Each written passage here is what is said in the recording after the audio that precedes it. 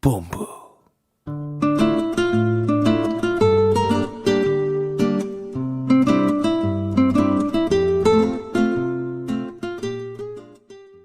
네, 1시 11분 지나고 있습니다. 시사본부는 청취자 여러분들의 참여 기다리고 있습니다. 샵 9730으로 의견 보내주시면 되고요. 짧은 문자 50원, 긴 문자 100원, 어플리케이션 콩은 무료입니다. 팟캐스트와 콩, KBS 홈페이지를 통해서 시사본부 다시 들으실 수 있고 유튜브를 통해서도 만나실 수 있습니다. 일라디오나 시사본부 이렇게 검색해 보시면 영상으로도 확인하실 수 있습니다.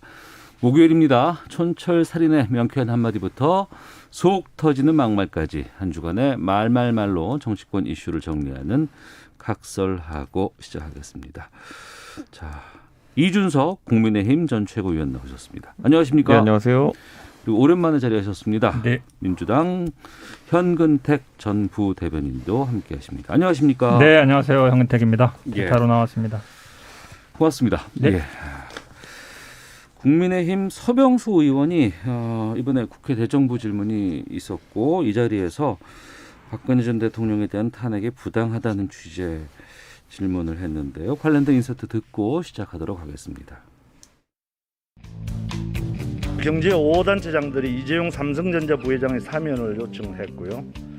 또 어제 대정부 질문 답변에서 총리 대행으로서 사면을 건의했다고 답변하셨습니다. 경제부총리로서 경제 관련 간담회에서 나온 얘기를 제가 전달해드렸다는 말씀을 드립니다. 과연 박근혜 전 대통령이 탄핵될 만큼 위법한 짓을 저질렀는지, 사법 처리되어서 징역형의 벌금에 추징금을 내야 할 정도로 범죄를 저질렀는지 보통의 상식을 가진 저로서는 이해하기 힘듭니다. 지금이라도 박근혜 전 대통령을 석방하는 것이 바람직하지 않겠습니까? 저는 대통령 고유 권한 사항이기 때문에 저는 제가 판단할 사항은 아니라고 생각하고요. 네, 한동안 이 얘기가 좀 있었다가 많이 들어가고 잠잠해졌는데 보궐선거 끝나고 나니까 다시 이 대정부 질문에서 이게 소환이 됐습니다. 탄핵 자체가 잘못됐고 그 정도로 죄 짓지 않았다. 그러니까 국민의힘의 5선 의원이시잖아요. 어떻게 들으셨어요? 뭐 결국은 뭐 선거 끝나니까 뭐 도로 한국당, 도로 새누리당 가는 것 같은데요. 네. 사실 왜냐하면 이거를 이분은 탄핵하고 사면을 연결시키고 있지만 전혀 다른 거거든요. 네. 탄핵이라는 건 기본적으로 국회에서 의결하고 헌재에서 결정을 받은 거잖아요. 그렇죠. 그렇죠. 그러니까 사면을 얘기하는 사람들도 탄핵이 잘못됐다고 얘기하는 사람은 거의 없어요. 왜냐하면 탄핵이라는 건 국회 결의하고 헌재에서 결정한 거기 때문에 네. 사법부의 판단까지 받은 거란 말이에요. 국회라는 입법부의 판단과. 입법부와 사법부에서 판단한 게 잘못됐다라고 얘기하는 거예요. 저는 사실은 그게 말이 안 된다고 보는데 네. 사면 얘기는 있을 수 있어요. 사면이라는 거는 그 탄핵이라는 걸 옳다. 그래도 하더라도 네. 그래도 뭐 어쨌든 전직 대통령인데 계속 감옥에 있어야 되느냐 이런 얘기하는 거건데 예. 이거를 교묘하게 연결시키고 있지만 사실은 말하고 싶은 거는 탄핵이 잘못됐다고 얘기하고 싶은 거예요. 예. 제가 보기에는. 왜냐하면 사면은 뭐 여러 사람들이 얘기하지만 탄핵 잘못됐다 얘기하는 거는 태극기보다 이런 사람들이 계속 얘기하는 거거든요. 네. 결국은 뭐 선거 끝났더니 이제 과거로 돌아간 거 아닌가 그렇게 평가하고 싶습니다. 네. 이준석 최고께 좀 질문 드려볼게요. 그럼 사면 말고 우선 탄핵이 잘못됐다. 이 부분은 어떻게 당의 분위기는 어떤 거예요? 뭐 저도 공개적으로 방송에서 몇 번 언급했고 조수진 의원이나 아니면 저희 김재섭 비대위원도 언급했지만은 네. 탄핵 자체에 대해 가지고 그것을 뭐 되돌릴 수 있는 방법도 없고 그리고 탄핵에 대해 가지고 헌법재판소의 판단이 잘못되었다고 주장할 근거도 아직 없기 때문에 네. 저는 뭐 탄핵에 대해서는 그 잘못되었다고 주장하는 것은 개인의 주장일 수 있겠으나 이게 뭐 실질적인 구체적인 행동으로 이어질 수 있는 것도 아니고 서병수 의원이 뭐 원래 친박계를 분류되시는 분이고 예. 그렇기 때문에 저는 뭐 그리고 이분이 그런 이 불가역적인 상태라는 걸 모르고 발언하신 건 아닐 것이다 이렇게 보고 다만 이게 앞으로 미칠 파급 효과에 대해서는 봐야 될 것이 네. 지금 우리 당의 윤석열 총장이 합류하느냐 마느냐 이런 걸 가지고 논의가 많은데 윤석열 총장의 합류 여부와 그리고 친박계의 운명이라는 거는 상호 호환이 안 됩니다. 그렇죠. 예. 윤석열 총장은 뭐 탄핵은 아니지만 그 뒤에 형사재판을 통해서 박근혜 대통령 감옥 보낸 사람입니다. 그렇기 때문에 이 뭐 사면과 다르게 이 재판이나 아니면 탄핵이 잘못됐다고 주장하는 사람들이 주류가 되면은 네. 윤석열 총장은 국민의힘에 들어올 수 있는 방법이 없는 것이죠.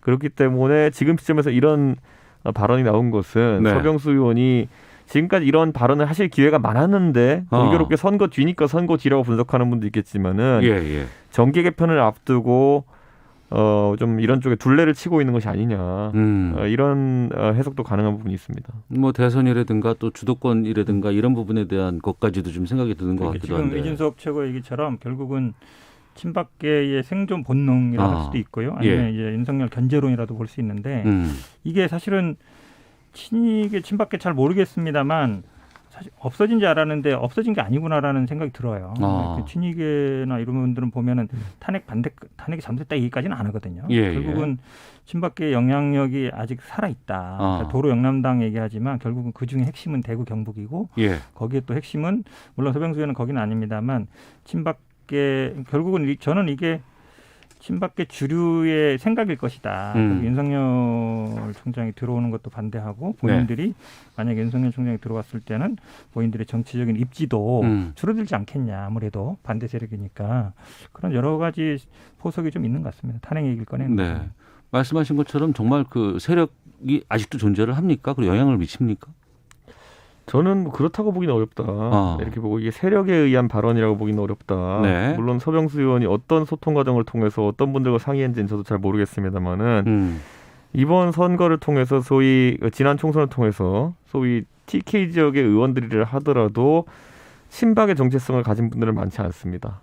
TK에서도? 그렇기 때문에 TK의 지지층은 아직까지 박근혜 대통령에 대한 향수를 많이 가지고 있을지 모르겠으나 개별 의원들이 박근혜 대통령에 의해 가지고 뭐 공천을 받든지 이런 경우가 적기 때문에 그런 어떤 계파적 관계라고 보기는 어려울 것으로 보인다. 다만 서병수 의원 확고한 친박 정체성이 있는 분이죠. 그렇기 때문에 그런 발언을 할 수 있다 이렇게 봅니다. 그러면 자연스럽게 사람의 문제가 아니라요. 그러니까 누구가 친박이냐 아니냐 아니라 이제 당내 지지 세력. 그렇죠. 지지 세력의 문제인데 결국은 이제 당내 소구를 하는 건데 그 사실은 황교안 전 대표 있을 때 태극기로 표현되는 많은 사람들이 당내 들어왔어요.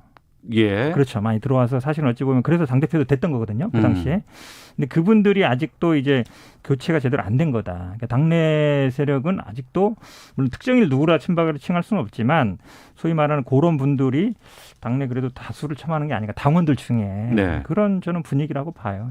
최근 분위기. 탄핵에 대한 뭐 시각 의견은 여기까지 하고 자연스럽게 그럼 사면 쪽으로 가보겠습니다. 어제 문재인 대통령하고 그다음에 이제 오세훈 시장, 박형준 시장 오찬이 있었어요. 근데 이 자리에서도 사면 얘기가 나왔거든요. 대통령과 만나는 자리였고 첫 번째로 만나는 자리였고. 근데 이 오찬에서의 첫 화두가 왜 사면일까라는 궁금증이 좀 있습니다. 저도 궁금합니다. 사실 이 사면 문제라는 것은 그 제가 어제 모르는 전술적 실패다라고 이제 언급했는데 저도 그 박근혜 대통령 특히 이명박 대통령과 더불어서 이 형량이 30년에 달할 정도로까지 가는 것은 좀 과하지 않느냐라는 생각을 갖고 있습니다. 하지만 그와 관계없이 사면 권자는 대통령이고 그렇다고 했을 때 대통령이 먼저 이것을 언급하는 게 아니라 야당이 먼저 언급하는 순간부터 야당이 정치적으로 곤란한 지점에 들어갈 수 있거든요. 그렇기 때문에 이거는 전술적으로 할 이유가 없는 발언이었다. 저는 이렇게 판단하는데 저는 기본적으로 과거에 아까 이낙연 대표의 사례도 언급했지만은 이 문제는 여당에서 꺼낸다 하더라도 딱 3달 전을 기억해봤을 때 여당에서 꺼낸다 하더라도 큰 호응을 받기 어려운 주제다. 그리고 대통령께서도 쉽게 결단 못하는 주제다. 그렇다면 야당이 꺼낼 이유는 없다 이렇게 봅니다. 꺼낼 이유가 없다고 진단을 했는데도 불구하고 이 제가 오늘 계속 뭐 친이 친박 얘기하는 것 같은데 사실 이 얘기를 오세훈 시장이 했지만 먼저 꺼낸 건 박형준 시장이 꺼낸 거죠. 꺼낸 거고 그 얘기를 하니까 오세훈 시장도 나도 그런 생각이었다 하는 거니까 결국은 근데 박형준 시장은 뭐 다 알다시피 이제 MB 친이계라고 볼 수 있고 MB와 각별한 사이잖아요.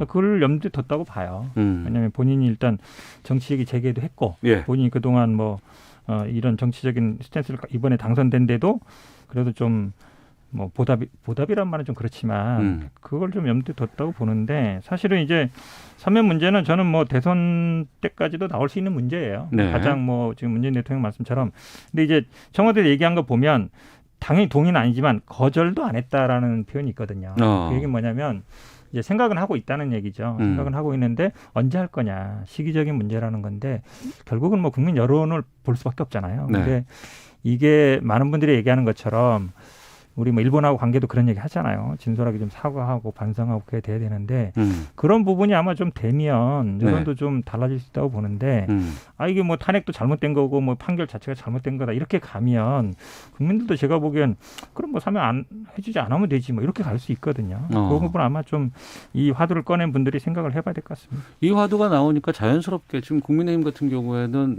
원내대표 선거 이제 지금 경선 과정 아니겠습니까?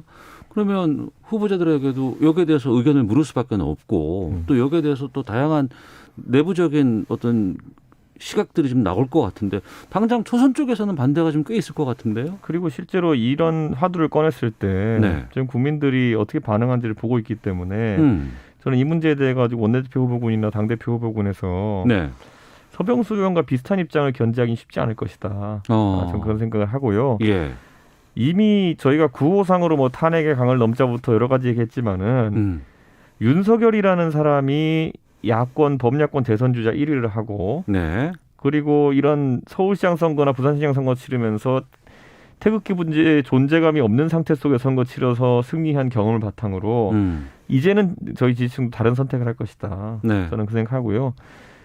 이번 하여튼 아까 말했던 그 경험적으로 증명된 선거에서 결국에는 전통적 지지층의 목소리를 좀 낮추고 젊은 세대를 많이 끌어들였더니만은 좋은 결과가 나오더라. 이 경험칙은 앞으로도 좀 지켜져 나가야 되지 않을까 생각합니다. 네.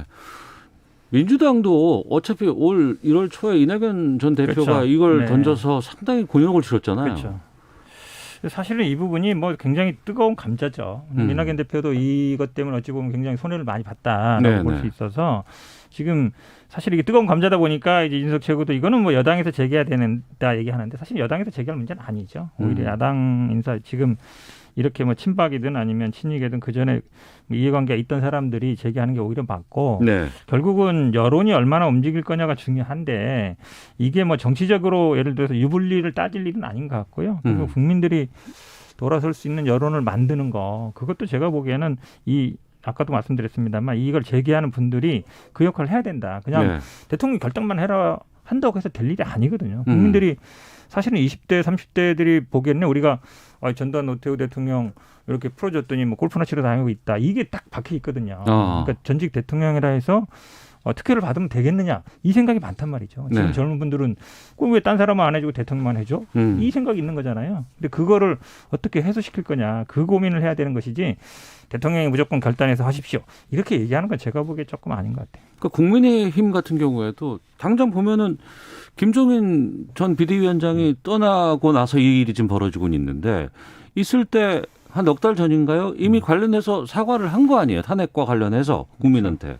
근데 지금 이렇게 선거 지나고 났더니 다시 이게 불거진다는 게 곤혹스러울 것 같다는 생각이 좀 들어요. 그러니까 이게 사실 그 지난 서울시장, 부산시장 보궐선거 끝난 다음에 이준석이 온 방송 돌아다니면서 2030이 승리의 주역이었다라고 하고 다닌 이유를 이제 아실 겁니다. 이게 뭐냐면 이거 저희 당은 이 관성이 있어가지고 조금만 여유가 있으면은 뭐 자유의 승리다, 뭐 민주, 뭐 독재와 싸운 뭐 이런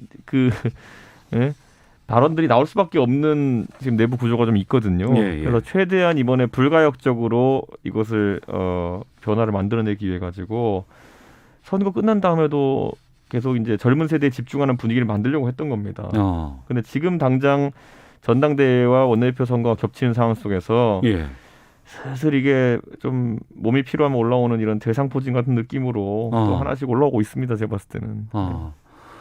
선거 끝나고 나서 무언가 만족할 만한 성과를 얻은 곳에서는 항상 그런 거 하지 말자 그러는데 또 그런 일들이 반복적인 것이 참 많았잖아요. 선거 끝나기 전이냐 말보다요. 김종인 비대위원장 있냐 없냐 차이죠. 그 차이인가요? 있을 때도 사실은 이 생각이 있고 이런 말들을 하고 싶은 사람들이 많이 있었겠죠. 있었는데 이렇게 누르고 있었다. 아니면은 뭐 이 권위의 힘으로 누르고 있었던 건데 거기에 싹 빠져버린 거잖아요. 지금 어찌 보면 진공 상태, 공백 상태잖아요. 리더십이. 그러다 보니까 이제 원래 갖고 있던 생각들이 이렇게 나오는 건데 사실은 뭐 당이 그렇게 하루아침에 쉽게 바뀌지 않는다는 걸 보여주는 거죠. 그래서 네. 이번에 아까 말했던 이제 불가역적인 변화를 이제 만들어내려면은 이런 어떤 과거로 돌아가려고 하는 움직임을 보이는 만약 후보가 예. 원내대표 선거나 전당대회에 나온다 그러면은 떨어뜨려야 됩니다. 그냥. 예. 제 생각엔 이게 불가역적인 변화가 되려면은 네네. 그런 결론이 나는 것 외에는 왜냐하면 이번에 만약 그런 발언을 또 누가 이득을 보잖아요. 그러면 또 다음번 선거에서 다음에도 계속 이런 발언을 하는 사람 나옵니다. 네. 꼭 튀어가지고. 그래서는 결국에는 당내에 변화가 있다는 것은 당원들과 국민들의 마음을 모아서 이제 선거 결과로 봐야 되는 것이거든요. 청취자 파라나사사님은 서병수 의원의 근간을 무너뜨리는 탄핵 부당 발언을 바라보는 국민은 그저 답답합니다. 과거로 가지 말고 미래로 가길 바랍니다. 5070-2353님은 전직 두 대통령 모두 자신들의 잘못을 인정하지도 않고 있는데 사면이 말이 됩니까? 라는 의견도 주셨고 0385님 지난번 김종인 위원장의 사과는 선거용 쇼였나 하는 생각이 들게 하는 행보네요. 라는 의견도 주셨습니다. 김 전 위원장 공교롭게도 이제 당을 떠나고 났더니 계속해서 당을 향해서 비판의 목소리가 거세게 계속 나오고 있거든요. 근데 또 보란 듯이 또 이런 일이 좀 터지고. 저는 김종인 위원장도 그렇고요. 예. 사실 당의 이런 내부 사정이나 분위기, 관성을 아는 사람들은 대선 전에 한 번쯤은 다시 한번 하방세가 나올 것이다라는 생각을 하고 있습니다. 예. 그리고 아까 말했던 건 이번 선거의 결과 분석에 대해 가지고 네. 당이 지금까지 중도화 전략이라든지 김종인 위원장의 어쨌든 쇄신 전략이 먹혔다고 분석하는 사람들은 이 관성을 유지하려고 하는 것이고 네. 그게 아니라 뭐 LH 때문에 다 이기는 선거였다. 막대기만 꽂아도 이긴다. 뭐 이런 얘기하는 사람들은 선거 승리의 요인을 이런 어떤 과거와의 단절이라든지 이런 것에서 찾고 싶지 않고 옛날 방식이 옳다고 다시 주장하고 싶은 겁니다. 네. 저는 이거는 뭐 방송 청취하시는 분들이라면은 누구나 알고 있을 겁니다. 예, 국민의힘이 과거에 이제 자유한국당 시절의 모습을 보였을 때 찍기를 주저하는 국민들이 많아질 것이라는 거. 예, 그런 인식이 있어야 되는데 당내 일부 이제 보따리 내놓으라고 하는 물에 빠졌던 사람 건져놨더니 보따리 내놓으라고 하는 분이 있다면은 그거는 이번에 좀 심판 받아야 될 것 같습니다. 결국에는 내년 대선이 가장 중요한 정치적인 분수령이 되는데 국민의힘 같은 경우에는 특히 이번에 좀 보궐선거에서 범위 야권이 상당히 효과를 봤다고 하는 측면에서 분석이 나온다 그러면 국민의당과 합당도 해야 되고 또 지금 제3지대에 있는 뭐 윤석열 전 총장이라든가 이런 연대 이런 것들을 보여줘야 되는데 지금의 이런 상황은 어떻게 보세요? 현근택. 지금의 사실은 야당에서 제일 스피커가 큰 사람은 김종인 비대위원장이죠. 선거를 승리를 이끌었으니까. 그러니까 계속 아마 이렇게 되면서 원래 사실은 주호영 원내대표가 지금의 대행이 당대표 되지 않느냐 이런 얘기 되게 많았거든요. 그렇죠. 했는데 어제 오늘 이렇게 보도를 보면 결국은 주호영 원내대표가 다 이렇게 안철수 대표와의 뭐 작당이라는 표현을 썼는데 어쨌든 연대를 하면서 본인이 당대표 나가는 그림을 그리고 싶었던 것 같아요. 그런데 오늘 보도를 보면 다시 돌아오는 뭐 수고로움이 없도록 해드리겠다. 근데 없도록 잘하겠다가 중요한 게 아니라 앞에 다시 돌아오지 마세요. 뭐 이런 얘기잖아요. 그러면서 이제 고문을 제안했다는 거를 고문이라는 건 이제 뒤로 좀 물러나 계십시오라는 얘기거든요. 제안했다는 것도 언론에 이제 나오면서 결국은 아마 타겟이 지금 주호영 원내대표를 타겟으로 하는 게 딱 이제 눈에 보이는 거죠. 그러니까 안 된다라고 하는 거거든요. 주호영 원내대표 당대표 안 돼. 저는 그 메시지라고 봐요.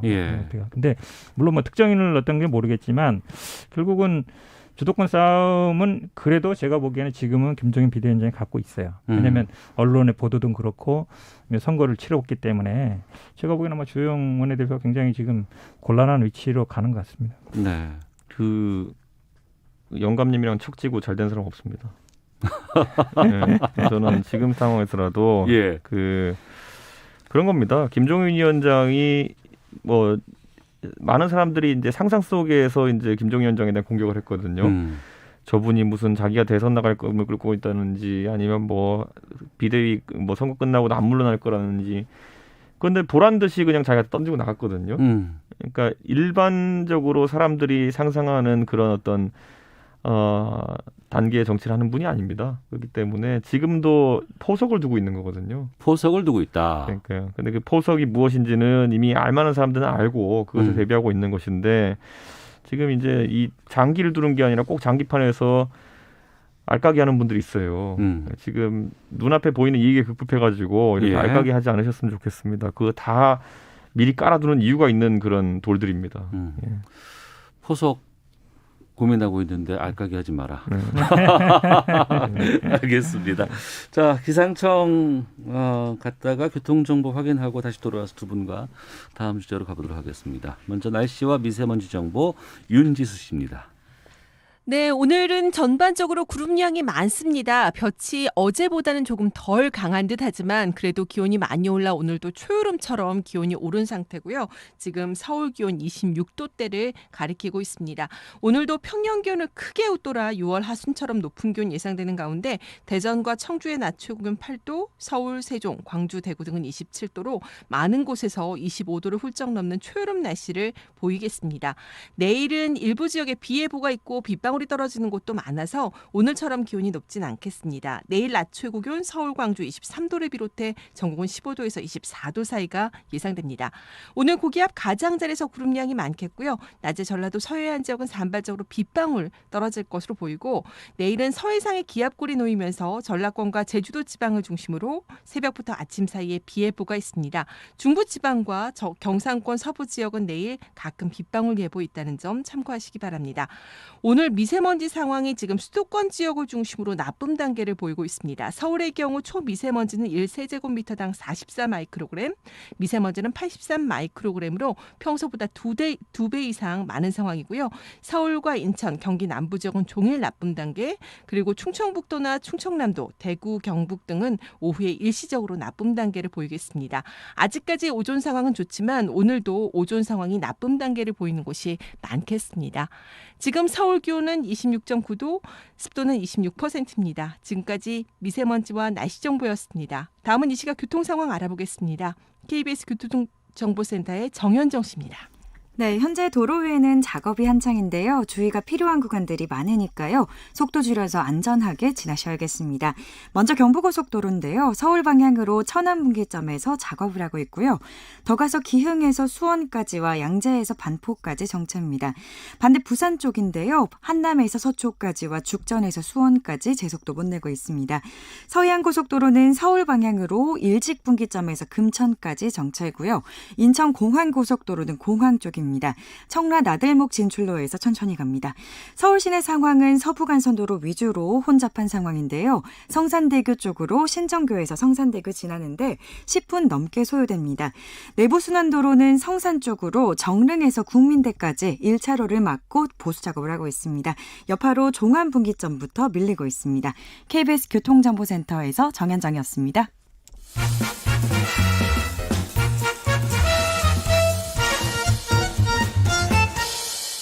오태훈의 시사본부.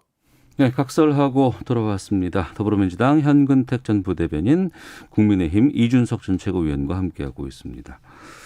선거 이후에 부동산 민심에 대한 평가가 컸다, 이런 얘기들 많이 나와서 그런지 민주당에서 종합부동산세 부과기준 낮추는 법안, 이게 발의가 됐고 또 관련된 정책 노선 좀 변화, 이런 것들이 좀 보이고 있습니다. 관련된 인서트 듣고 말씀 나누겠습니다. 지난 4.7 보궐선거를 통해 국민들의 성난 민심이 확인되었습니다. 정부의 부동산 정책에 대해 냉엄한 비판이 있었고 정책 변화에 대한 요구가 빗발쳤습니다. 종부세 공제 기준을 공시지가 합산 현 6억 원에서 7억 원으로 상향하여 종부세 적용 대상을 줄여 세부담을 완화했습니다. 또한 1세대 1주택의 경우 적용 대상을 공시지가 9억 원에서 12억 원으로 상향하여 종부세 적용 대상을 줄이는 동시에 세부담도 크게 완화했습니다. 네, 민주당의 김병욱 의원의 목소리였습니다. 그러니까 종부세 이거 부과 기준을 좀 낮추겠다, 이런 뜻이잖아요. 그렇죠. 맞죠? 이번 선거에 아마 가장 큰 쟁점 결국은 부동산 문제 아니냐 다 네. 동의할 것 같고 그 부동산이라 하지만 이제 부동산에 여러 가지 측면이 있는데 하나는 집값이 너무 올라서 이제 집을 못 사게 된 아니면 월세가 전세 올라서 고통을 겪는 2030 문제가 있고 네. 다른 측면에는 물론 서울 같은 경우는 자가 보유율이 한 50% 정도 되지만 사실은 이제 세금이 오른다. 네. 그중에 뭐 저는 아마 종부세 문제보다 재산세 문제가 더 큰 것 같아요. 재산세. 네, 그렇죠. 왜냐하면 재산세는 모든 사람이 다 다 내죠. 내잖아요. 네, 그렇죠. 근데 그게 이제 이번에 아마 한 뭐 19% 그러니까 10몇 프로인가 이제 공시지가 오르면서 결국은 6월 1일 기준이에요. 네. 종부세든 재산세든 6월 1일 소유권자 기준인데 지금 이제 곧 다가오고 있거든요. 그렇죠. 다가오고 있기 때문에 이 공시지가가 그대로 반영되면 한마디로 얘기하면 공시지가 오른 만큼 세금이 오르게 돼 있어요. 그러니까 아마 제가 보기 김병욱 의원이 물론 김병욱 의원 지역은 분당이다 보니까 아무래도 분당은 종부세 대상자가 많겠죠. 네. 재산세도 늘어나고. 그래서 이제 그걸 낮추자는 얘기인데 저는 이번 선거 과정에서 사실은 박영선 후보도 계속 했던 얘기예요. 종부세 부분도 좀 종부세가 원래는 어찌 보면 약간 부유세 개념 상위 네. 뭐 1% 정도였는데 지금 아마 9억 기준을 갖고 있으면 이게 한 10년 전 기준인데요. 서울 아파트에 한 올해로 보면 한 4분의 1, 25% 정도가 들어가는 거예요. 서울에 25%의 그렇죠. 아파트가 9억, 들어간다. 공시지가 9억이. 예. 그러면 이게 당초에 우리가 부유세 상위 뭐 1%, 2% 잡았던 거에 비해서는 너무 많다. 그 문제가 분명히 있는 것 같아요. 그래서 네. 그 부분 얘기할 수 있는 것 같고요. 또 재산세 부분도 재산세는 누진세입니다. 올라갈수록 이제 더 많이 나게 되는데 6억 이상은 단일세예요. 우리가 왜 소득세도 뭐 3억 몇 억까지는 단일세로 하거든요. 예, 그걸 예. 조금 세분화하면서 공시지가 오른 만큼 세금이 좀 덜 오르게 하자는 거라서 저는 이제 선거 때든 아니든 뭐 세금 올리는 거 좋아하는 국민 하나도 없거든요. 하나 가진 사람이든 둘 가진 사람이든 그래서 어느 정도 좀 여론을 반영하는 측면이 있다 이렇게 보고 싶습니다. 민주당이 요즘 선거 끝나고 나서요. 예. 저희가 한 1년 전쯤에 지적했던 것들 다 갑자기 새롭게 다른 것 같이 해가지고 정책을 내고 있거든요. 그때는 전혀 반응 안 보이다가. 당연하죠. 저희가 부동산 세금 올릴 때 이러면은 집 한 채 가진 사람들이 뭐 빚내 세금 내야 되냐부터 해가지고 이 사람들이 네네. 잘못했냐 그랬을 때는 완전 눈 부라리면서 집값이 올랐는데 세금 더 내야지 이랬거든요.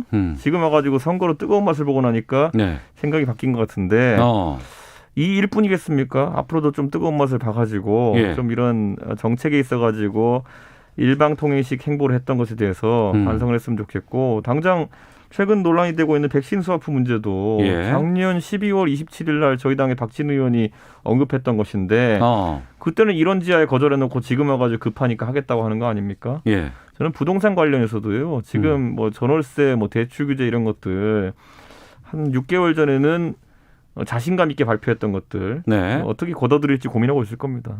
그러면 제가 좀 여쭤볼게요. 네네. 그때는 왜 안 했을까요?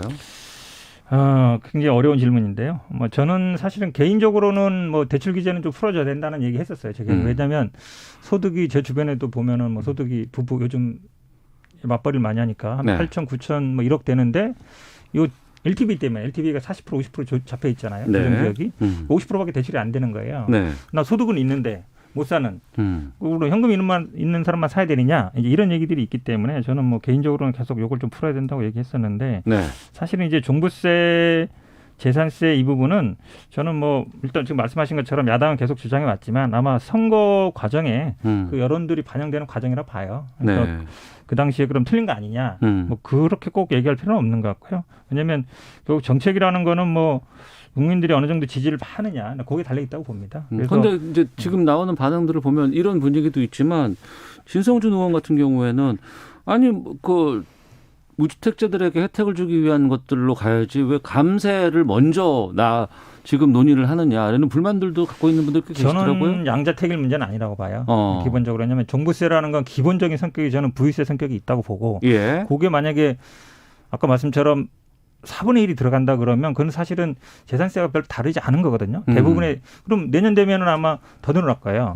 그렇게 되면 사실은 원래 취지에 잘 안 맞다고 보고 그래서 사실은 대출 규제도 저는 그래서 집을 이렇게 대출 규제를 풀면 네. 빚내서 뭐 집 사라는 거 아니냐 이 얘기가 나오는 건데 사고 싶은 사람도 있거든요. 네. 계속 이제 야당에서 얘기했던 것도 공급도 늘리고 수요 억제도 풀라는 얘기잖아요. 한마디로 얘기하면. 근데 저는 그게 둘 다 꼭 모순되는 건 아니다. 그래서 당연히 저렴하게 살 수 있게 공급을 해야 되는 것이고 또 네. 사고 싶은 사람이 있으면 살 수 있게 하는 것이고 아마 근데 저는 이 포커스가 종부세든 재산세든 1가구 1주택, 한 주택 가진 사람이 특별히 소득은 없는데 나이는 많고 은퇴자인데 계속 집값이 오르니까 세금을 내야 되느냐 계속 늘어나느냐 알겠습니다. 여기에 포커스가 있다고 봐요. 그러니까 네. 저희가 다 했던 얘기 똑같이 하고 있는 거고요. 저는 기본적으로 김성준 의원이 이 부자와 또 부자 아닌 사람의 프레임을 갈라치려고 하고 있는데 저희가 주택 시장이라고 하는 것은 그 자가 소유 주택에 사시는 분도 있지만은 전월세로 거주하시는 분도 반 이상이 되는데 예. 그렇다고 한다면은 일반적으로 경제학 개론을 배우면요 이런 상황에서 부자 소위 집 가진 사람에게 조세를 때린다고 해가지고 부자가 세금 다 부담하는 거 아닙니다. 경제학 개론에서 기본적으로 배우는 게 조세의 귀착이거든요. 네. 이 사람이 만약에 세 주는 사람인데 예? 세금이 올랐다 그러면은 그걸 월세에서 뽑으려고 합니다. 여기는 월세가 오르는 것이고 전세가 오르는 것이고 이렇게 돌아가는 이치를 몰라서 말씀하신 것인지 아니면 알면서도 그냥 과거에 잘못 판단했던 것을 되돌리기 싫은 것인지 네. 저는 민주당이 이제 국민들이 민주당보다 똑똑한 것 같아요. 그러니까 이런 말장난 안 했으면 좋겠습니다. 그 대정부 질문에서도 종부세 관련해서 홍남기 부총리도 신중하게 검토하겠다라는 말을 했거든요. 네네. 그러면 바뀌는 겁니까 이제?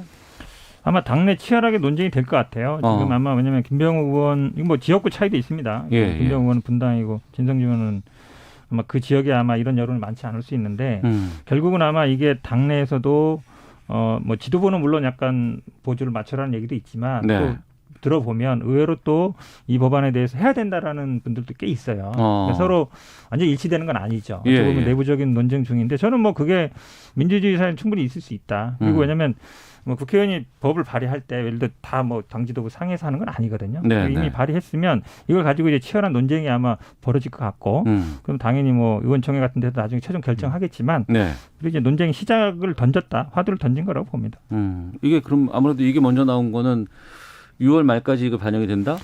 6월 1일. 6월 1일 소유권자 기준이에요. 그러니까 종부세라든지 재산세가. 예, 그러니까 어쨌든 결론을 이게 적용을 하려면 6월 1일 전에 법이 통과가 돼야죠. 그래야만이 이게 이 사람들한테 부과가 안 되죠. 그러니까 이제 민주당에서 부동산 세금이 딱 고지서가 날아가면은 본인들의 괴멸적 타격이 있을 거 알고 있는 겁니다. 괴멸적 타격. 근데 여기 이제 세율이라는 거나 세금이라는 거는 공시지가 곱하기 세율이거든요. 그렇죠. 근데 공시지가를 재조정하자라는 메시지 자체는 오세훈 서울시장이 선점했습니다. 그렇기 때문에 공시지가에 대한 얘기보다 지금 세율을 건드리고 기준을 건드리겠다는 얘기인 것 같은데 저는 공시지가도 건드려야 된다 봅니다. 왜냐하면 공시지가라는 거는 어쨌든 뭐 여러 가지 뭐 사회보험이라든지 이런 것에 기준이 되는 금액인데 90%까지 시가를 반영해 버리면요 지금의 올라버린 집값이 고착화됩니다. 그렇기 때문에 저는 어느 정도 여유를 두고 조정해야 된다 보는데 하여튼 할 거 많습니다. 민주당 되돌리기 위해서. 이 공시지가 문제는요. 근데 우리가 재산 등록할 때 공시지가로 하잖아요. 매입가나. 그러다 보니까 뭐 20억짜리 아파트가 뭐 7억, 8억 이렇게 신고된단 말이죠. 그러니까 이건 어느 정도 현 시세랑 맞춰가는 게 사실 맞는 거예요. 물론 그 시기를 언제씩 할 거냐 문제지만 요거를 이대로 그냥 둬도 된다. 그건 제가 보기엔 아닌 것 같아요. 알겠습니다. 각설하고 여기까지 하겠습니다. 이준석 전 최고위원, 현근택 전 부대변인과 함께했습니다. 고맙습니다. 네, 고맙습니다.